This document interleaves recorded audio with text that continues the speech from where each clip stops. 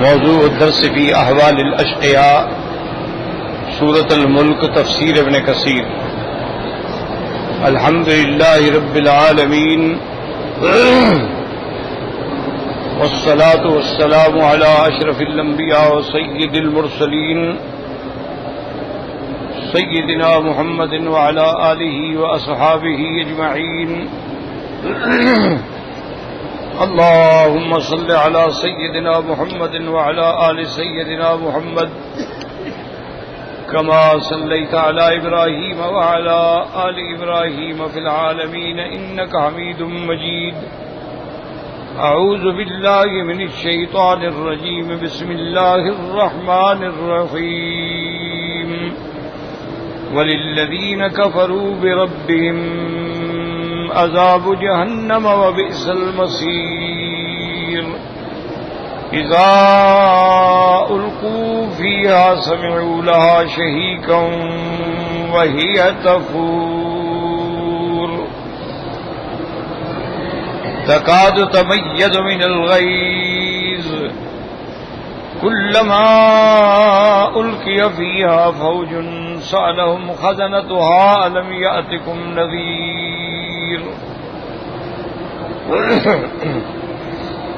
قالوا بلى قد جاءنا نذير فكذبنا وقلنا ما نزل الله من شيء إن أنتم إلا في ضلال كبير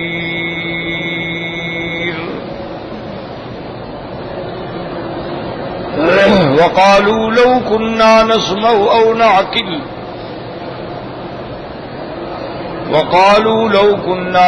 أو نعقل ما كنا في أصحاب السعير فاعترفوا بذنبهم فسحقا لأصحاب السعير.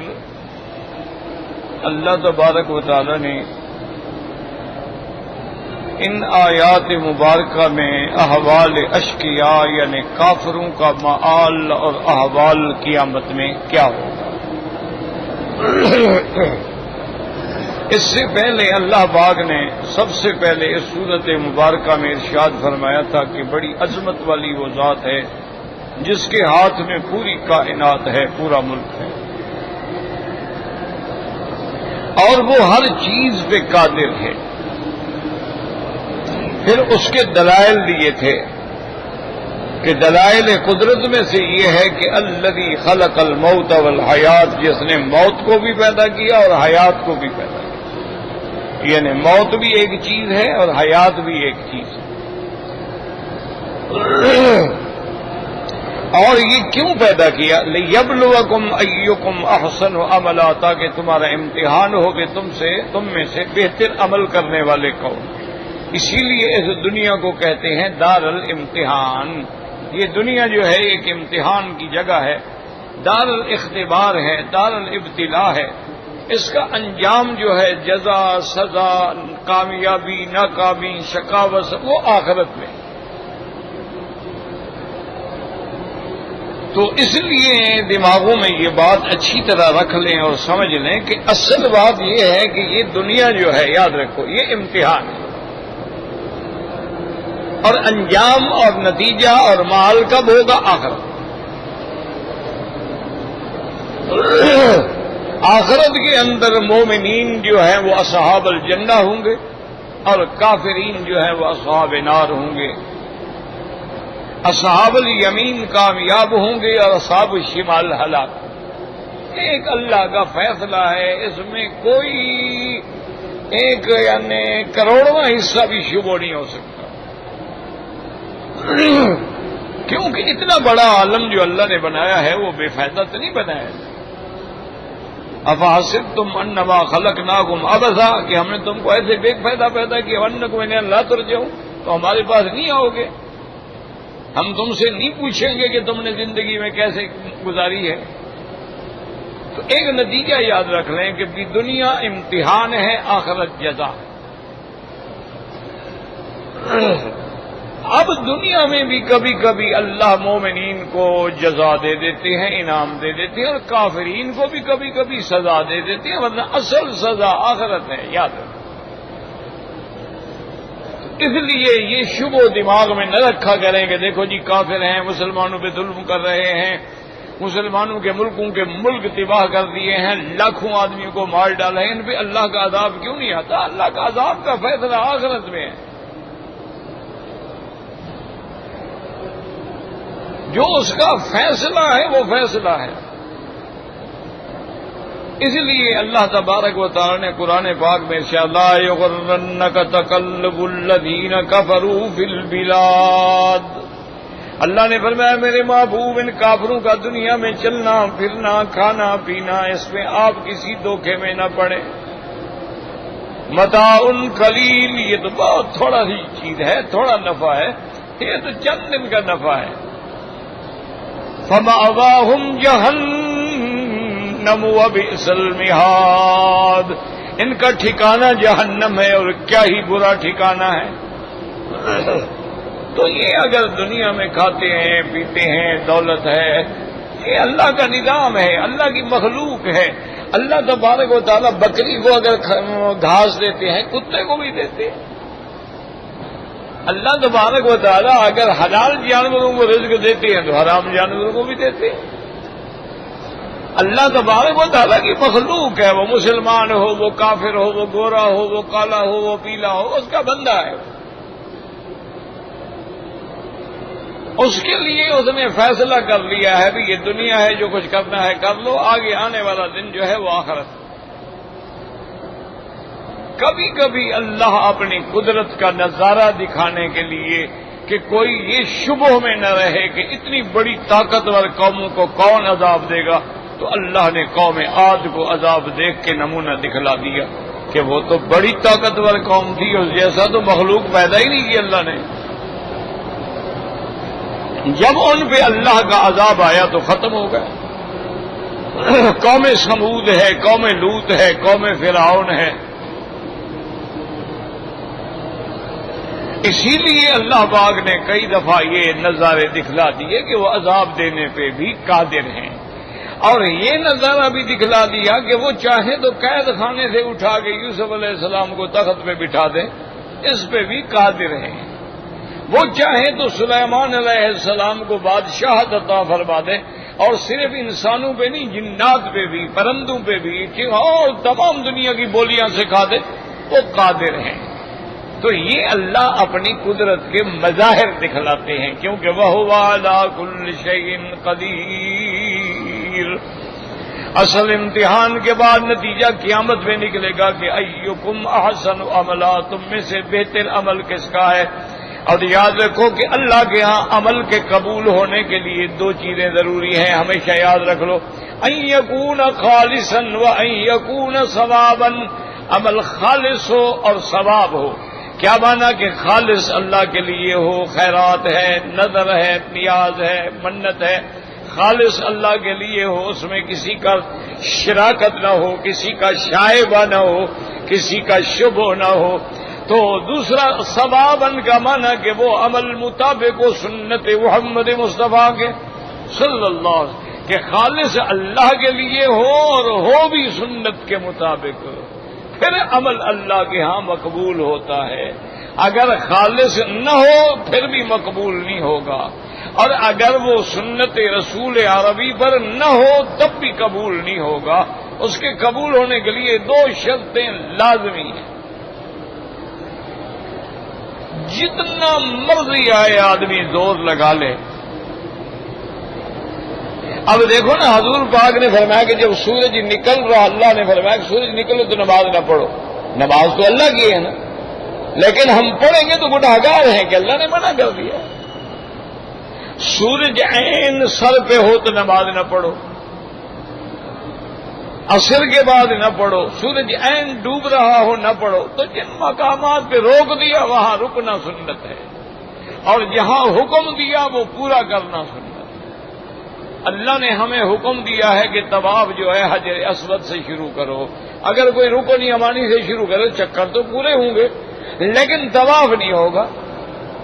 اگر کوئی حجر اسود سے ذرا آگے گزر کے دروازے کے پاس شروع کرے طواف نہیں ہوگا، کیونکہ اس نے مخالفت کی ہے سنت محمد مصطفیٰ کی صلی اللہ علیہ وعلا آلہ واصحابہ وسلم۔ تو اسی معاملات کو دیکھ لیا کرو نا، تو سارا دین تمہیں سمجھ آ جائے گا کہ بھی اذان سے پہلے صلاۃ و سلام ہے۔ بھئی جب حضور پاک نے نہیں پڑھے، بلال نے نہیں پڑھے، ابھی محذورہ نے نہیں پڑھے، عبداللہ ابن مکتوم نے نہیں پڑھے، صحابہ اہل بیت نے نہیں پڑھے، صاف بات ہے کہ سنت کے خلاف ہے۔ اگر سنت کے خلاف ہے تو قبول نہیں ہے۔ اچھا اسی طرح بھی نماز جمعہ کے بعد کھڑے ہو جاؤ جی صلاۃ و سلام پڑھو، بھئی حضور پاک نے نہیں پڑھے، صحابہ اہل بیت نے نہیں پڑھے، تو صاف ظاہر ہے کہ یہ بدعت ہے، اور بدعت جو ہے وہ گمراہی ہے۔ کیوں؟ عمل تو قبول ہی نہیں ہوگا نا جب تک سنت کے مطابق نہ ہو۔ تو سنت کے مطابق نہیں ہے، پھر یہ نہیں جی ہے تو اچھا ہی، ہمارے کہنے سے اچھا نہیں ہے۔ اچھا تب ہوگا جب مطابق ہوگا سنت محمد مصطفیٰ صلی اللہ علیہ وعلا آلہ واصحابہ وسلم تسلیما کثیرا کثیرا۔ ایک دفعہ حضرت عبداللہ ابن عمر رضی اللہ تعالیٰ عنہ ایک مسجد میں آئے تو دیکھا کہ مؤذن نے اذان دینے کے بعد لوگوں کو کہنا شروع کیا، بھی اٹھو بھائی اٹھو بھائی، چلو بھائی چلو بھائی چلو بھائی، تیاری کرو، نماز کا وقت ہو گیا نا۔ آپ نے فرمایا نکلو اس مسجد سے۔ نے کہا حضرت نماز کی، انہوں نے کہا بھائی حضور کے زمانے اذان ہو گئی، پھر کہنے کا کیا مطلب ہے؟ یہ بدعت ہے جو حضور کے زمانے میں نہیں تھی، میں اس مسجد میں نماز بھی نہیں پڑھتا۔ تو حضرت عبداللہ حالانکہ وہ بیچارہ کیا کہہ رہا تھا؟ یہی کہہ رہا تھا بھائی اٹھو بھائی یار، کیا سستی کر رہے ہو، اٹھو تیاری کرو، وضو کرو، اٹھو جلدی کرو۔ وہ نماز کے لیے لوگوں کو کہہ رہا ہے کہ ہم فرمایا کہ جب حضور نے نہیں کہا، بس اذان ہو گئی مسلمان کے لیے کافی ہے، اللہ نے بلا لیا، حی علی الصلاۃ حی علی الصلاۃ حی علی الفلاح حی علی الفلاح، بس کافی ہے۔ تو اس لیے تو فرمایا لیبلوکم ایکم احسن عملا، اور اس کے بعد پھر اپنی قدرت کا کمال دکھایا، وہو علی کل شیء قدیر الذی خلق سبع سماوات طباقا، جس نے 7 آسمان بنائے طبق در طبق۔ یاد رکھو 7 آسمان بھی برحق ہے اور ان کے درمیان میں فاصلہ بھی برحق ہے، آسمان کے اندر دروازوں کا ہونا بھی برحق ہے، اور آسمان میں کوئی داخل نہیں ہو سکتا جب تک اللہ کا حکم نہ ہو۔ لا تفتح لهم ابواب السماء ولا يدخلون الجنة حتى يلج الجبل في سم الخياط۔ جہاں تک چاند وغیرہ پہ جانے کا تعلق ہے تو یہ آسمان سے نیچے ہے، یہ آسمان کے اوپر نہیں ہے۔ آسمان میں کوئی داخل نہیں ہو سکتا اللہ تعالیٰ کے حکم کے بغیر۔ اس کے بعد فرمایا 7 سماوات طباقا ما ترى في خلق الرحمن من تفاوت، تم نہیں پاؤ گے اللہ کے اس آسمان بنائے ہوئے میں کوئی فرق ہو، کہیں چھوٹا ہو جائے، کہیں بڑا ہو جائے، کہیں کمزور ہو جائے، کہیں بالکل نہیں۔ هل ترى من فطور، کیا اللہ نے جو آسمان پیدا فرمائے ہیں ہزاروں سال گزر گئے، ان میں کوئی تمہیں شکوک، کوئی سراخ، کوئی کمزوری نظر آئی ہے؟ ثم ارجع البصر کرتين، بار بار لوٹاؤ اپنی نظر کو، ينقلب اليك البصر خاسئا وهو حسير، تمہاری نظریں تھک جائیں گی، تمہاری نگاہ ٹوٹ جائے گی، لیکن اللہ کی چیز میں کوئی نقصان نہیں دیکھ سکو گے۔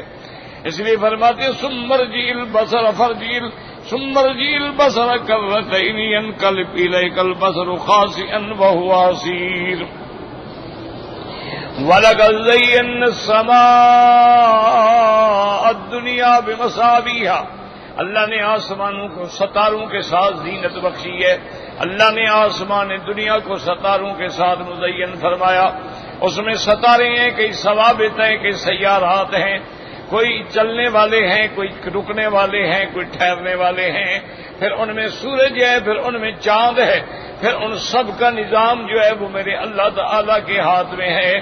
اور فرمایا ایک آسمان کے لیے ستارے زینت ہیں، اور دوسرا یہ ہے وَجَعَلْنَاهَا رُجُومًا لِلشَّيَاطِينِ، اور جو شیطان ملائکہ کی باتیں چراتے ہیں ان کے لیے ہم نے یہ میزائل بنا ڈالے ہیں۔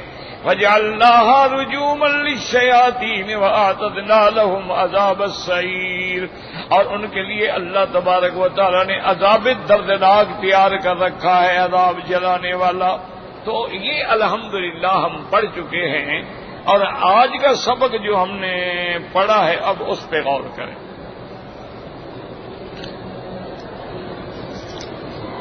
وَلِلَّذِينَ كَفَرُوا بِرَبِّهِمْ عَذَابُ جَهَنَّمَ وَبِئْسَ الْمَصِيرُ۔ اللہ تبارک و تعالی نے فرمایا وَلِلَّذِينَ كَفَرُوا بِرَبِّهِمْ، یاد رکھو اس سے پہلے کیا آیت تھی؟ وَأَعْتَدْنَا لَهُمْ عَذَابَ السَّعِيرِ وَأَعْتَدْنَا لِلَّذِينَ كَفَرُوا بِرَبِّهِمْ، اور ہم نے تیار رکھا ہے ان کے لیے جنہوں نے اپنے رب سے کفر کیا ہے کیا؟ عذاب جہنم، جہنم کا عذاب، وَبِئْسَ الْمَصِيرُ، اور کیا ہی برا لوٹنا ہے کہ جہنم کی صدا ملے گی۔ اب بات سمجھیں، آپ نے پچھلی آیات میں پڑھا تھا اللہ نے دو صفتوں کا ذکر فرمایا تھا، یاد رکھیں آپ نے پڑھا ہے دو صفتوں کا ذکر ہے، وَهُوَ الْعَزِيزُ وَهُوَ الْعَزِيزُ الْغَفُورُ۔ عزیز مانا غالب، جس پہ کوئی غالب نہ آ سکے، جس کے حکم کو کوئی توڑ نہ سکے، جس کے فیصلے کو کوئی موڑ نہ سکے، وہ ہر چیز پہ غالب ہے۔ اور آگے فرمایا تھا غفور، وہ بخشنے والا بھی ہے۔ اب وہی نظارہ دکھاتے ہیں، دونوں آپ کو دکھاتے ہیں۔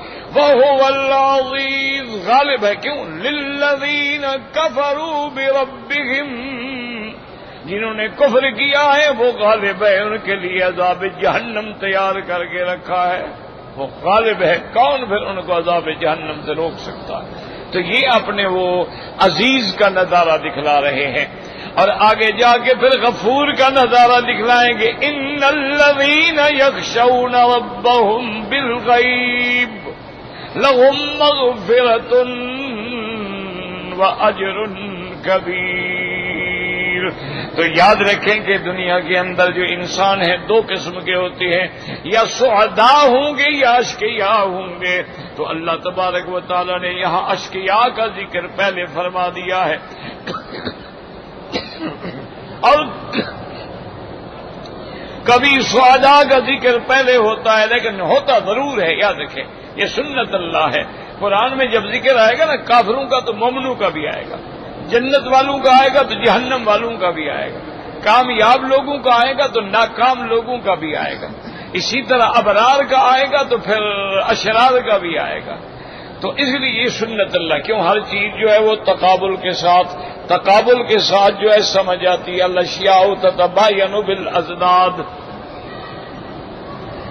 اب یہاں کی جو آیات مبارکہ ہیں بڑی واضح آیات ہے کہ وَلِلَّذِينَ كَفَرُوا بِرَبِّهِمْ عَذَابُ جَهَنَّمَ، لیکن بعض فرقے پیدا ہوئے ہیں، بڑے بڑے باطل فرقے ہیں۔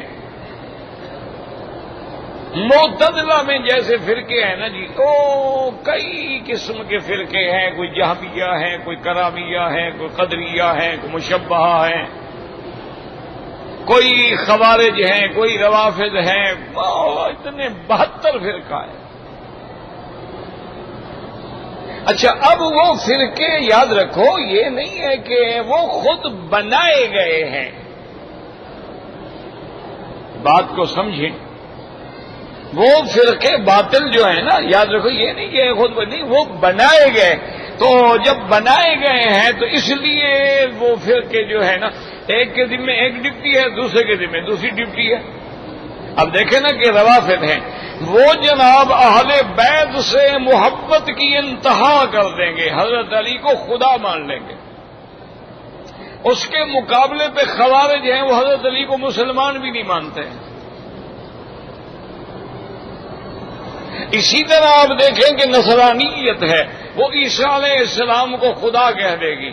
ادھر یہودیت ہے، وہ اس کو حلال کا بیٹا بھی نہیں مانتے، وہ کہتے ہیں یوسف النجار کا بیٹا ہے۔ کیونکہ یہ فتنے جو ہے نا، یاد رکھو یہ مذاہب خود بنائے گئے ہیں نا، مشکل یہ ہے۔ ایک تو ہوتا ہے نا، ابھی آپ قرآن شریف پڑھ رہے تھے، ایک آیت آپ کو سمجھ نہیں آئی، آپ کسی مشکل میں الجھ گئے، پڑ گئے، ایک ہے نہیں، خود آپ نے یہ مشکلات خود ڈھونڈ کے بنائی ہیں۔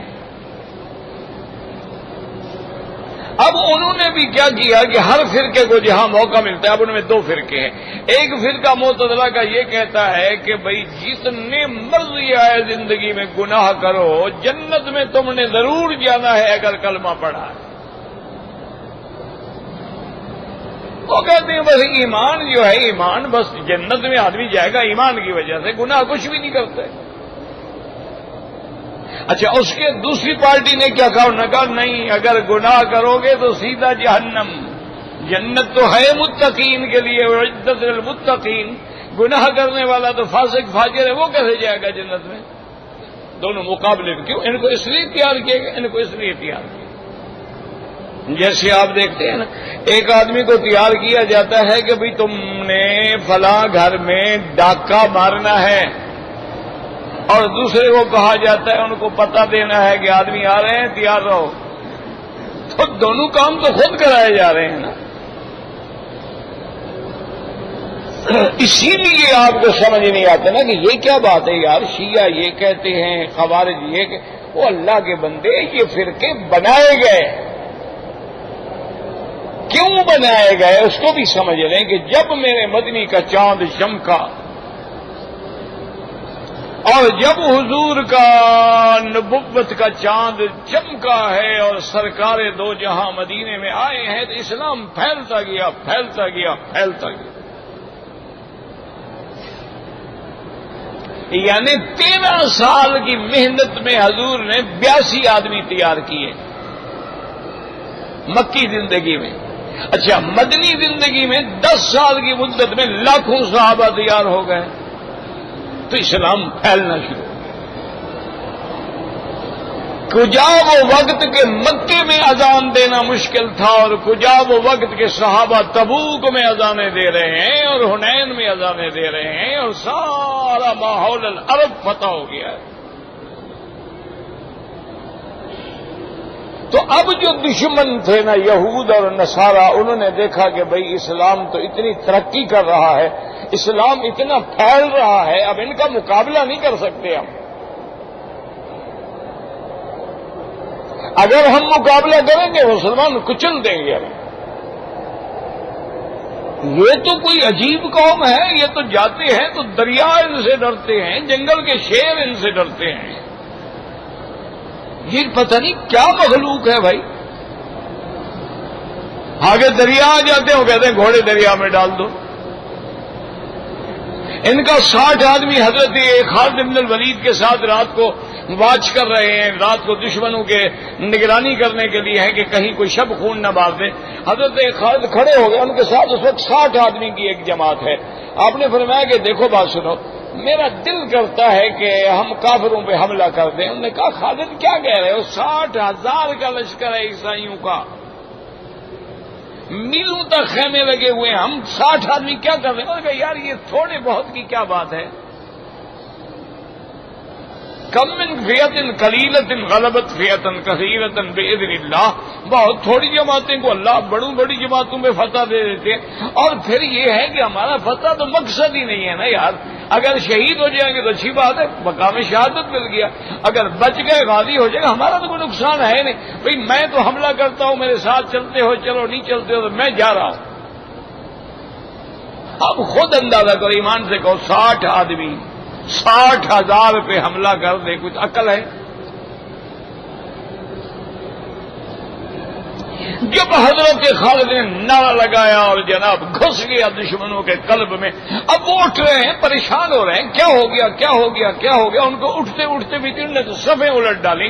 حضرت ابو عبیدہ سوئے ہوئے ہیں، تو اللہ نے خواب میں منادی سے حکم دیا کہ ابو عبیدہ جاؤ، خالد دشمنوں میں گھرا ہوا ہے اور تم سو رہے ہو۔ ابو عبیدہ فرماتے ہیں کہ جب ہم لشکر کے قریب آئے ہیں خدا جانتا ہے ہمیں کوئی پتہ نہیں لگ سکتا تھا کہ وہ صحابہ کہاں ہیں، صرف اللہ اکبر کی آواز سے ہمیں پتہ لگا کہ خالد اس طرف ہے۔ تو ادھر سے مسلمانوں کو یعنی 60 آدمیوں نے جنگ شروع کی، 60,000 شکست کھا گیا۔ کوئی بات ہے نہ کوئی سمجھنے والی بات، کوئی عقل میں آنے والی بات۔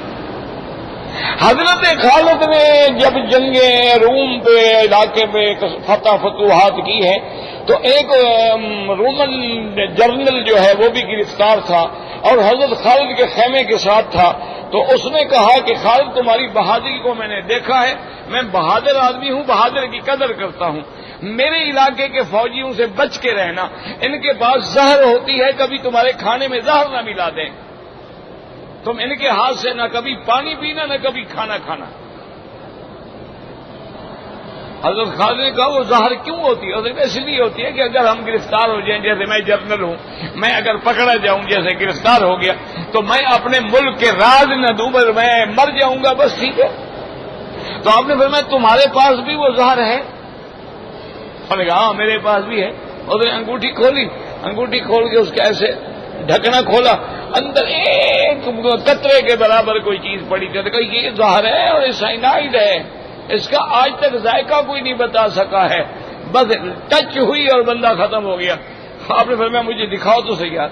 وہ انگوٹھی دے دی اس نے، آپ نے 7 گلاس پانی کا رکھا تھا اس میں ڈال دی۔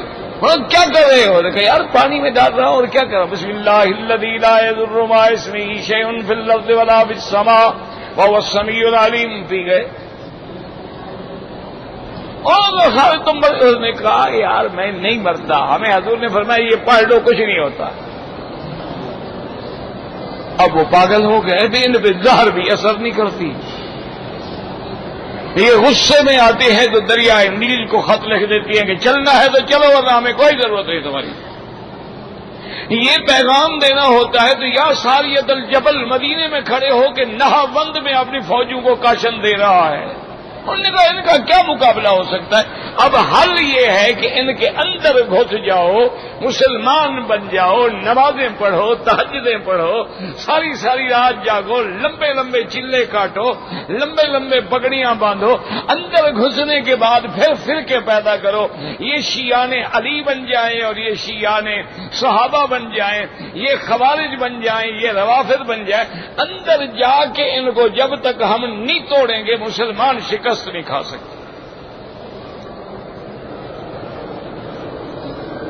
امان سے کہو چلو یار یہ پرانی باتیں تو ہم سناتے رہتے ہیں۔ ابھی آپ دیکھ لیں کہ کافروں نے اس وقت کی جو سب سے بڑی طاقت اپنے آپ کو کہلاتے ہیں، انہوں نے ایمان سے کہیں کہ مسلمانوں کو دہشت گرد ہیں، بلا ہیں، یہ جن ہیں، یہ بھوت ہیں، یہ ہوا ہے، یہ ایسے ہیں، ساری دنیا کے میڈیا میں بدنام کیا ہے، قرآن بدل ڈالا، قرآن نئے چھپا ڈالے ہیں۔ اللہ کی قدرت ہے کہ 9/11 کے حادثے کے بعد سب سے زیادہ مسلمان ہوئے ہیں، اسلام پھیل گیا اور اسلام بھڑک اٹھا۔ یہ اللہ نے اسلام میں ایک ایسی طاقت رکھی ہے، آپ جتنا اس کو دبائیں گے یہ اور ابھرے گا۔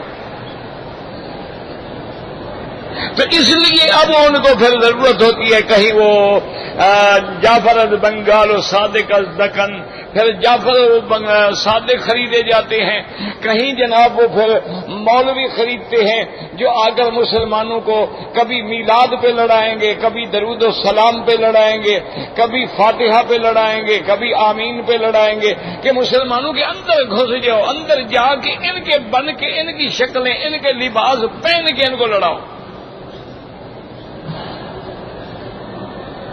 ورنہ ایمان سے کہیں بھی چلو بریلوی حضرات ہیں، انہوں نے کہاں سے پڑھا ہے؟ ٹھنڈے دل سے۔ بھئی ان کی سند کی انتہا بھی تو شاہ ولی اللہ ہے، اور دیوبندی حضرات کی سند کی بنیاد بھی شاہ ولی اللہ ہے۔ اچھا وہ بھی حنفی ہیں، وہ بھی حنفی ہیں، وہ بھی فتاوی عالمگیری اور فتاوی تاتار خانیہ سے فتویٰ دیتے ہیں، وہ بھی وہاں سے فتویٰ دیتے ہیں۔ تو پھر یہ جھگڑے کیسے پیدا ہوئے؟ یہ اس دشمن نے کروائے تھے، انگریز نے، کہ ایسے ایسے مسائل فروئی پہ ان کو لڑا۔ اچھا ایک آدمی نے زور سے آمین کہا، الحمدللہ، کیا جھگڑے کی بات ہے بھائی، ٹھیک ہے۔ ایک آدمی نے آہستہ آمین کہہ دیا، کوئی بات نہیں، نماز تو دونوں کی درست ہے۔ اس میں اگر کفر و اسلام کی جنگ بنا دی جائے تو معنی یہ ہوگا کہ ہم آپس میں ٹکرائیں گے۔ یہی وجہ ہے، ہمیشہ یاد رکھو۔ اب دیکھو نا کیسی الٹ بات ہے، ایک فرقہ کہتا ہے جو گناہ کرو گناہ نقصان ہی نہیں دیتا، انہوں نے گناہوں کا دروازہ کھول دیا۔ انہوں نے کہا جی کیوں؟ انہوں نے کہا حضور نے فرمایا من قال لا الہ الا اللہ دخل الجنہ، اللہ کے نبی نے فرمایا جس نے کلمہ پڑھا وہ جنت میں داخل ہو گیا۔ من مات لا یشرک باللہ شیئا حرمہ اللہ علیہ النار، جو بندہ مر گیا اس نے شرک نہیں کیا تو اللہ نے جہنم کی آگ اس پہ حرام کر دی ہے۔ بس ٹھیک ہے، کلمہ پڑھ لیا، ہم نے شرک نہیں کیا، جنت میں جائیں گے۔ باقی گناہ شنات انسان جو ہوا یہ تھوڑا بہت ادھر ادھر منہ تو مار لیتا ہے نا۔ اب اس کے مقابلے پہ دوسری جماعت کو تیار کرنے کہا نہیں نہیں بے وقوف ہیں، یہ تو پاگل ہیں۔ قرآن کہتے ہیں اعدت للمتقین، ہم نے جنت متقی لوگوں کے لیے تیار کی ہے۔ قرآن کہتے ہیں ان الذین آمنوا وعملوا الصالحات کانت لهم جنات الفردوس نزلا خالدین فیہا لا یبغون عنہا حولا، جو لوگ ایمان لائے اور عمل کیے اچھے جنت ان کے لیے ہے، اگر عمل برے کیے تو ان کے لیے تو جنت نہیں ہے، اگر گناہ کیا تو فاسق ہو گیا، ان کے لیے جنت نہیں ہے۔ یہ دو فرقے بن گئے۔ حالانکہ صحیح عقیدہ اہل سنت والجماعت کا کیا ہے؟ یاد رکھو کہ جو بندہ شرک نہ کرے، توحید پہ قائم رہے، اب اس کے جتنے گناہ ہیں دیکھیں گے کیا اس نے توبہ کی ہے گناہوں سے یا توبہ نہیں کی ہے۔ اگر توبہ کر لی ہے، اللہ فرماتے الا من تاب وآمن وعمل صالحا، اگر توبہ کر لی ہے تو میں اس کے گناہوں کو مٹا ڈالوں گا اور اس کو جنت میں داخل کروں گا۔ اور اگر بغیر توبہ کیے وہ مر گیا ہے مومن ہے موحد، لیکن اس کے ذمے قتل بھی ہے، زنا بھی ہے، شراب بھی ہے، ڈاکے بھی ہے، چوریاں بھی ہے، اور توبہ بھی نہیں کر سکا ہے، چوری کرتے ہوئے مر گیا، شراب پیتے ہوئے مر گیا، اس کے بارے میں کیا ہے؟ اللہ نے فرمایا ان اللہ لا یغفر ان یشرک بہ ویغفر ما دون ذلک لمن یشاء، جو شرک پہ مر گیا اس کی تو بخشش نہیں ہوگی، اور جو شرک پہ نہیں مرا ہے باقی گناہ میری مرضی ہے تو معاف کر کے جنت میں بھیج دوں، یا باقی گناہوں کے لیے اس کو جہنم میں ڈال کے سزا دے کے پاک کرنے کے بعد اس کو بھیجوں۔ اس لیے حضور نے فرمایا شفاعتی لأہل الکبائر من امتی، میں جو شفاعت کروں گا تو اپنی امت کے گناہگاروں کے لیے کروں گا، تو گناہگار جہنم میں ہوں گے تو شفاعت کریں گے، اگر وہاں ہوں گے نہیں تو شفاعت کس کی کریں گے، کس کو نکالیں گے؟ اس لیے حضور فرماتے انا اشفع و اشفع فاشفع، میں شفاعت کر کے امت کو نکالوں گا، وہ جہنم میں جل رہے ہوں گے، میں شفاعت کر کے نکالوں گا، حتی یقال لی ہر رضیت یا محمد، اللہ پاک فرمائیں گے کہ میرا مدنی محمد مصطفیٰ اب آپ نے اتنی امت چھڑوا لی ہے، اب راضی ہو کہ نہیں ہو؟ حضور فرماتے ہیں کہ میں سر سجدے میں ڈالوں گا اور کہوں گا رضی تو ربی میرے رب میں راضی ہوں، بالکل راضی ہوں۔ آپ نے وعدہ پورا کر دیا، والا سوف یؤتیک ربک فترضی، آپ نے فرمایا تھا کہ میرا مدنی میں آپ کو راضی کروں گا، میں راضی ہو گیا ہوں، لیکن میری ایک درخواست ہے، ابھی میری امت کے کچھ لوگ جہنم میں پڑے ہیں جن کے اندر ذرے کے برابر ایمان ہے، مثقال ذرۃ من ایمان، ان کے لیے بھی کوئی مہربانی کا فیصلہ فرمائیں۔ اللہ پاک فرمائیں کہ میرا مدنی تیری شفاعت سے میں نے چھوڑ دیا، ان کو اب میری رحمت پہ چھوڑو، میں اپنی رحمت سے چھوڑ دوں گا۔ تو اصل مسئلہ کہ یہ تھا، لیکن دو پارٹیاں بن گئی، اس لیے وہ کہتے ہیں وَلِلَّذِينَ كَفَرُوا بِرَبِّهِمْ، جار مجرور مقدم ہے، معنی حسر ہو گیا جنہوں نے کفر کیا، جہنم صرف ان کے لیے ہے۔ وہ پھر ایسی آیتوں سے استدلال نکالتے ہیں نا، فرقہ باطلہ جو ہوتے ہیں نا وہ بھی تو پھر اللہ کے قرآن کو بدلتے ہیں نا، اس میں تحریفات کرتے ہیں، اللہ معاف کرے اللہ معاف کرے۔ اور اسی طرح ہر باطل فرقے کا یہ عالم ہو گیا ہے. یعنی آپ حیران ہوں گے. وہ کہتے ہیں دیکھو جی ہمارا عقیدہ ہے کہ خدا 3 ہے یا 3 میں سے ایک ہے. تو آپ کا قرآن بھی تو کہتا ہے انا نحن نزلنا الذکر، تحقیق ہم نے اتارا قرآن کو. تو ہم نے یہ جمع کا صیغہ ہے. اللہ نے یہ تو نہیں کہا کہ میں نے اتارا ہے. اللہ نے فرمایا ہم نے قرآن اتارا ہے. ہم نے قرآن اتارا ہے لیلۃ القدر میں، ہم نے قرآن اتارا ہے رمضان میں. جب 3 کا جمع کا صیغہ ہے تو جمع کے لیے کم از کم 3 کا عدد ہونا ضروری ہوتا ہے. لہذا ہمارا 3 کا عقیدہ ثابت ہو گیا. اب وہ بھی قرآن کو لے آتے ہیں. بھائی یہ 3 کی جمع سے تو تم کو دلیل مل گئی. تو جہاں اللہ فرماتے الہکم الہ واحد، وہ تم نے نہیں پڑھا. قل هو اللہ احد اللہ الصمد، وہ نہیں پڑھا. جو حضرت عیسیٰ کو خدا کہتے ہیں وہ کہتے ہیں دیکھو جی ان کا لقب تھا روح اللہ. تو جب اللہ کی روح ہے تو وہ خود خدا ہے. اگر روح اللہ سے وہ خدا ہو جاتا ہے تو جہاں اللہ نے فرمایا ان هو الا عبد، وہ میرا بندہ ہے، اس کو نہیں پڑھتے ہو. انعمنا علیہ وارسلناہ الی بنی اسرائیل. اور وہ نہیں پڑھتے ہو کہ جب اللہ پوچھیں گے کہ انت قلت للناس اتخذونی وامی الہین من دون اللہ، کیا عیسیٰ ابن مریم تم نے لوگوں سے کہا تھا کہ مجھے بھی اور میری اماں کو بھی خدا مانیں، تثلیث کا عقیدہ رکھیں. قال سبحانک ما یکون لی ان اقول ما لیس لی بحق. حضرت عیسیٰ کہیں گے پاک ہے تیری ذات میرا مولا، میں وہ بات کیسے کہہ سکتا ہوں جو مجھے زیبا ہی نہیں دیتی، زیب ہی نہیں دیتی ہے. ما قلت لهم الا ما امرتنی بہ، میں نے تو ان کو نہیں کہا مگر جو آپ نے حکم دیا. ان اعبدوا اللہ ربی و ربکم، اے میری امت، میری تم بھی اور میں بھی اس رب کی عبادت کریں جو ہمارا رب ہے. یہ آیتیں نہیں پڑھیں گے. تو یہ ہمیشہ یاد رکھیں کہ باطل فرقوں کی عادت ہوتی ہے ایک لفظ پڑھ لیں گے باقی آیتیں چھوڑ دیں گے. اما الذین فی قلوبہم زیغ فیتبعون ما تشابہ من ابتغاء الفتنہ، کہ جن کے دلوں کے اندر کجی ہوتی ہے وہ ہمیشہ آیات متشابہات کو لے لیتے ہیں اور محکمات کو چھوڑ دیتے ہیں. اب اللہ فرماتے ہیں وللذین کفروا بربہم عذاب جہنم وبئس المصیر اذا القوا فیہا سمعوا لها شہیقا وہی تفور. اب اللہ فرماتے ہیں جب کافر ڈالے جائیں گے جہنم میں،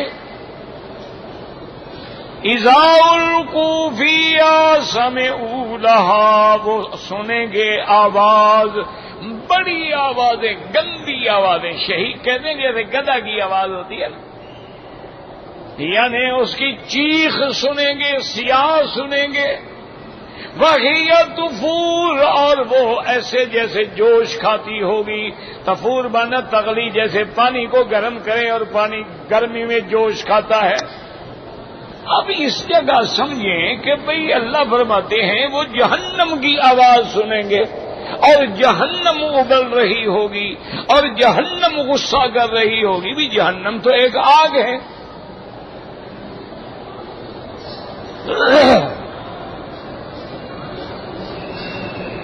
تو بھئی جو آگ ہے پھر وہ آگ کیسے غصہ کر، آج تو آگ ہے، غصے کا کیا معنی ہے؟ جس کو ڈالو جلا ڈالے گی. تو اس لیے بہت سارے علماء نے اس کی ایک تعویل یہ بھی کی ہے کہ بھی بات تو جہنم کی ہو رہی ہے، اصل غصہ جو ہے، اصل جوش جو ہے وہ ہوگا جن کو اللہ نے جہنم پہ فرشتوں کو رکھا ہے نا، علیہا ملائکۃ غلاظ شداد، وہ جو پہلے آپ پڑھ چکے، یہ ان کا غیظ ہوگا، ان کا غضب ہوگا. تو گویا وہ جہنم کا غضب ہوا. جیسے قرآن میں کئی جگہ آتا ہے وَكَم مِّن قَرْيَةٍ أَهْلَكْنَاهَا، کتنی بستیاں ہیں جن کو ہم نے ہلاک کر ڈالا ہے. اب بستیاں تو ہلاک نہیں ہوتی نا، بستی والے ہلاک ہوتے ہیں، یاد رکھو. جیسے کہ یوسف علیہ السلام کے بھائیوں نے اپنے ابا سے کہا تھا وَاسْأَلِ الْقَرْيَةَ الَّتِي كُنَّا فِيهَا، آپ اس بستی سے پوچھیں جس کے اندر ہم تھے۔ اب بستی سے کیا پوچھیں گے؟ مانا ہے اہل القریت، بستی والوں سے پوچھے۔ تو بعض علماء یہ کہتے ہیں کہ یہ ساری تعبیر جو ہے دراصل یہ ان کا غصہ ہے جو جہنم پہ اللہ کے فرشتے ہیں اور ان کی آوازیں ہیں اور ان کا غیظ و غضب ہے، یہ ایک جواب یاد۔ اور بعض علماء کہتے ہیں ہمیں ایسی تعبیر کرنے کی کیا ضرورت ہے، اللہ تبارک و تعالیٰ قادر ہیں، اللہ چاہے تو پانی کے اندر بھی شعور پیدا فرما دیں، اللہ تبارک و تعالیٰ پانی کو بھی عقل عطا فرما دیں، فہم عطا فرما دیں کہ جب موسیٰ علیہ السلام کی فوج گزرتی ہے تو راستہ دے دیتا ہے اور فرعون آتا ہے تو فوراً پکڑ کے غرق کر دیتا ہے۔ اللہ چاہے تو آگ کو بھی عقل دے دیں کہ ابراہیم علیہ السلام آتا ہے تو ٹھنڈی ہو جاتی ہے۔ اللہ براہ راست آگ کو حکم فرما رہے ہیں، تو قیامت میں بھی اللہ قادر ہیں کہ وہ آگ کو بولنے کی طاقت دے دیں، وہ آگ کو سمجھنے کی طاقت دے دیں، وہ آگ کو غصہ نکالنے کی طاقت دے دیں۔ وہ جس چیز میں چاہے عقل اور شعور پیدا کر دیتے ہیں، وہ چاہے تو لکڑی میں بھی عقل و شعور پیدا کر دیتے ہیں کہ حضور پاک نے جب خطبہ دینا چھوڑ دیا تو وہ جو لکڑی تھی وہ رونے لگ گئی، تو اب لکڑی میں بھی شعور پیدا ہو گیا۔ اللہ چاہے تو پتھروں میں بھی شعور پیدا فرما دے ہیں۔ میرے آقا رحمت دو جہاں فرماتے ہیں انی لعارف حجرا بمکہ، بخاری شریف میں حدیث ہے، حضور نے فرمایا مکے کے اندر میں ایک ایسا پتھر ہے جس کو اب بھی میں جانتا پہچانتا ہوں، یسلم علیہ قبل ان بعثت، ابھی مجھے نبوت بھی نہیں ملی تھی، میں جب اس کے پاس سے گزرتا تھا تو مجھ پہ سلام کرتا تھا۔ تو اب اللہ نے پتھر کو بھی زبان دے دی، تو وہ اللہ آگ کو بھی زبان دینے پہ قادر ہے۔ اللہ اس سے دعا کریں اللہ ہمیں جہنم سے بچائے، اور اللہ ہر کلمے پڑھنے والے کو جنت الفردوس نصیب فرمائے۔ آپ دعا کریں اللہ میری بیماریاں بھی، ہر بیمار کی بیماریاں بھی دور فرمائیں، اور ہمارے خاندانوں پہ، گھروں پہ، اولادوں پہ، مسلمانوں پہ، احباب پہ، اصحاب سب پہ رحمت نازل فرمائیں۔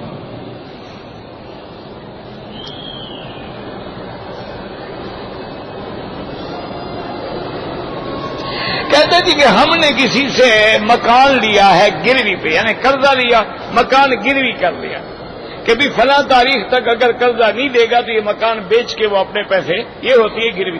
اس مکان سے ہم کرایہ لے سکتے ہو، یہی تو پھر سود ہو جائے گا، کرایہ کیسے لے سکتے ہو؟ بالکل حرام ہے کرایہ لینا۔ یہ اچھی بات ہے کہ یعنی 10 سال کے لیے گروی ہے تو 10 سال کا کرایہ بھی کماتے رہو اور 10 سال کے اپنے اصل پیسے بھی لے لو، اور یہ 10 سال کا جو نفع ہے پھر کس کا ہے؟ بڑے شریف آدمی ہو بھی ماشاءاللہ، خالص حرام ہے۔ تم ایسا کرو نا جی جتنا اس کا کرایہ بنتا ہے وہ کرایہ پہ چڑھا دو، اپنا قرضہ کاٹتے جاؤ، وہ تو مالک کا ہے۔ گروی کا معنی ہے گارنٹی کہ اگر اس نے پیسے نہ دیے تمہارے ہاتھ میں جائیداد ہے، بیچ سکتے ہو، یہ تھوڑا ہے کہ فائدہ اٹھاؤ۔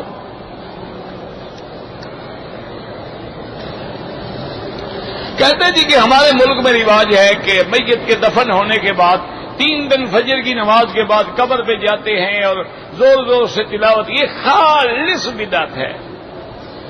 کہتے ہیں کہ جب سورج نکلتا ہے تو میت شور کرتی ہے، یہ اس کو تسلی دینے کے لیے جاتے ہیں، تو 1-2 کو اندر بھجوا دے نا، اچھی طرح تسلی دیں، باہر بیٹھ کے کیا تسلی دیں گے بیچارے؟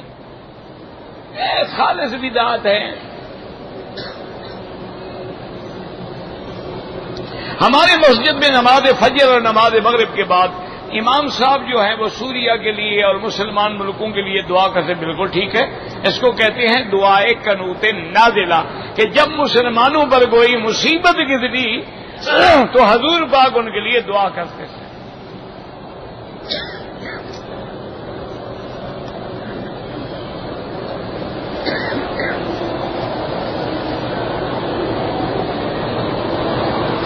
بہرحال اگر وہ عورت مدینے میں 5 دن ٹھہری ہے تو مسافر ہے، اب مکے میں آنے کے بعد 20 دن ٹھہرنے کی نیت ہے تو مقیم ہے، نماز پوری پڑھے۔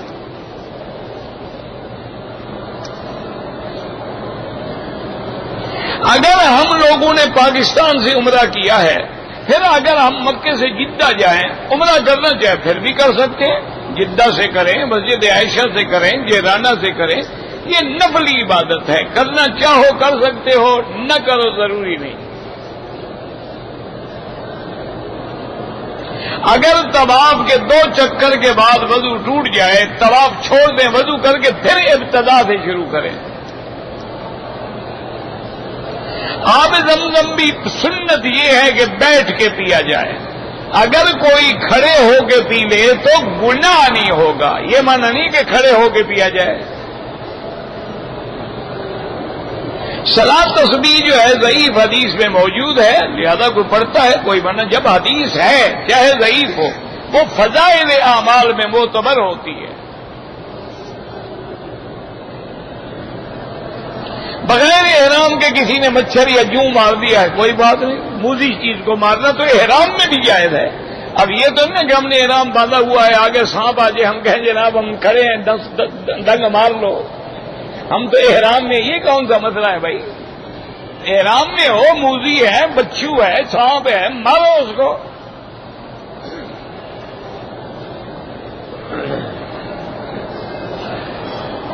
کہتے جی کسی آدمی نے اپنی بیوی کو 1 طلاق دی ہے، بالکل ٹھیک ہے، وہ رجوع کر سکتا ہے، 3 مہینے کے اندر اندر رجوع کر لے۔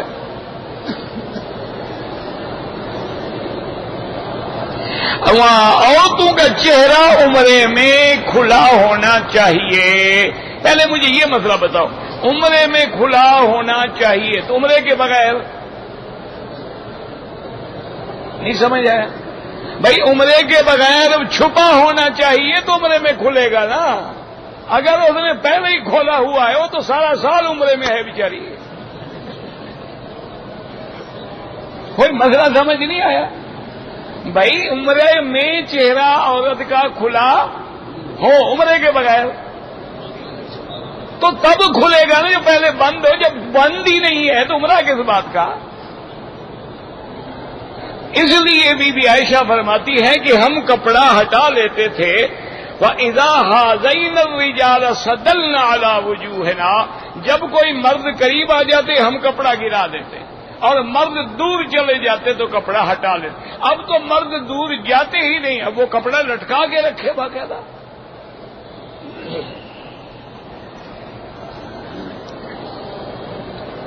کہتے جی کئی چیزیں لوگ کھانے کی تقسیم کرتے ہیں وہ کھا سکتے ہیں، وہ زکوٰۃ نہیں ہوتی۔ یہاں کے اہل خیر لوگ ہیں، وہ کہتے ہیں حاجی ہے، مہمان ہیں، باہر سے آئے ہوئے ہیں، ہو سکتا ہے ان کو پکانے کا بھی ٹائم نہ ملتا ہو، کوئی بات نہیں، کھا سکتے ہیں، لیکن نہ کھائیں، سبحان اللہ، کھلانے والے بنو، کھانے والے نہ بنو۔ الید العلیٰ خیر من الید السفلیٰ، حضور نے فرمایا اوپر والا ہاتھ بہتر ہوتا ہے نیچے والے ہاتھ سے۔ میں نے طواف کیا، کندھا نہیں نکالا، رمل بھی نہیں کیا، کوئی حرج نہیں۔ اگر عورت مرد نے احرام باندھا، عمرہ کیا، لیکن سونے میں کپڑا منہ پہ آ گیا، کوئی بات نہیں۔ اگر میں نے طواف کیا ہے لیکن ہر چکر پہ حجر اسود پہ اشارہ نہیں کر سکا، گزر گیا، کوئی حرج نہیں۔ جس گھر میں تصویر ہو، فرشتے نہیں ہوتے ہیں، تصویر عام ہے، ٹی وی والی ہو، موبائل والی ہو، کیمرے والی ہو، ہاتھ والی ہو، کوئی ہو، جو بغیر ضرورت ہے، جو ضرورت ہے نوٹ پہ ہے، اقامے پہ ہے، آئیڈینٹی کارڈ پہ، چھپا کے رکھو، وہ کوئی عظمت یا زینت کے لیے تو ہوتی نہیں نا۔ داڑھی منڈانے والے کے پیچھے نماز ہوتی ہے، نماز تو ہو جاتی ہے نا، وہ مسلمان ہے، کافر نہیں ہے، لیکن ایسے آدمی کو امام نہیں بنانا چاہیے۔ اسی لیے حکم ہے کہ مؤذن جو داڑھی منڈانے والا اذان بھی نہ دے۔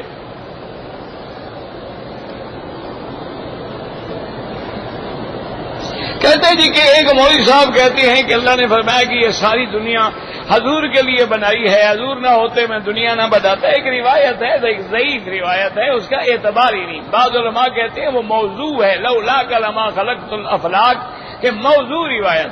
اچھا ویسے ہمیں اس بحث میں پڑھنے کی کیا ضرورت ہے؟ اللہ نے تو تمہیں بھی کہا ہے کہ هو الذی خلق لکم ما فی الارض، سب کچھ میں نے تمہارے لیے بنایا ہے، تو یہ تو قرآن ہے، اس میں کیا ہو گیا؟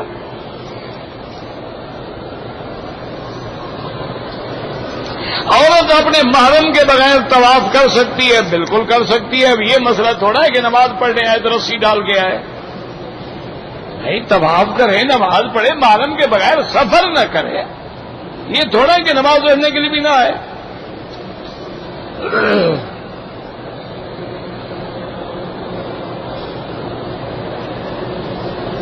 میں تھکاوٹ کی وجہ سے گر گیا، کمرے میں آیا، احرام کھول دیا، کپڑے پہن لیے، علم نہیں تھا. بالکل جناب دم دینی پڑے گی. پتہ نہیں عمرہ بھی تم نے کیا یا پہلے گر پڑے. ایک آدمی نے عمرہ کیا، طواف نہیں کیا، صفا مروہ کے چکر لگائے، ماشاءاللہ عمرہ بھی برباد، دم بھی لازم. عمرہ بھی کرو، دم بھی دو. میرے استاد کی طبیعت خراب ہے، اللہ سب کو شفا عطا فرمائے. اللہم اشفنا واشف مرضانا. جنت المعلا یا جنت البقیع کا معنی تفاعل ہے کہ اللہ ان کو جنت والی جگہ بنائے. ورنہ اب جنت المعلا کے اندر تو ابو لہب بھی دفن ہے، ابو جہل کی بھی ساری برادری دفن ہے. کیا وہ جنت میں جائیں گے؟ جنت میں آدمی ایمان سے جائے گا.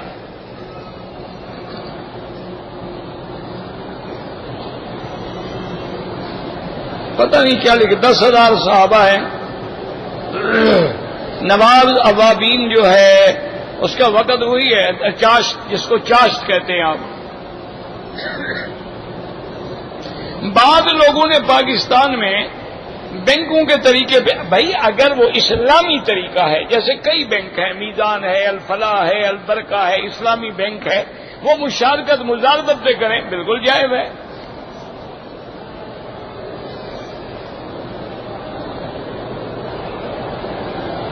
ہم لوگ مسافر ہیں، فرض تو ہمیں قصر ہے، سنت نفل معاف ہے، پڑھو تو ثواب ہے. یہ تھوڑا ہے کہ ثواب نہیں ہوگا. اگر عورت عمرے کا احرام باندھ کے آئی، مکے پہنچی، حیض آ گیا، اپنے ہوٹل میں بیٹھی رہے، جب حیض کے دن پورے ہو جائیں، صاف ہو جائے، غسل کرے، عمرہ کرے.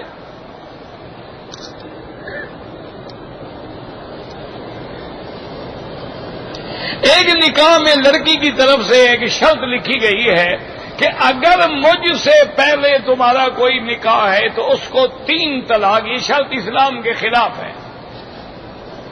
تم کون ہو شرط لکھوانے والی؟ اور ایک بات یاد رکھو، جو عورتیں یہ شرطیں کرتی ہیں نا کہ پہلی کو طلاق، انشاءاللہ ان کو بھی طلاق ہوگی. ان کو بھی اللہ وہی سزا دیں گے جو دوسرے کے لیے چاہتی ہے.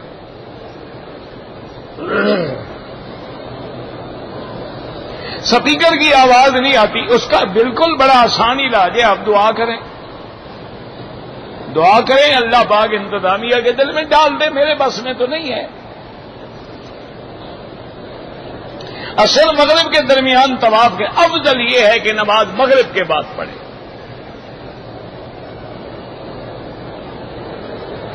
خالق داد آئے ہیں، اللہ کو پتا.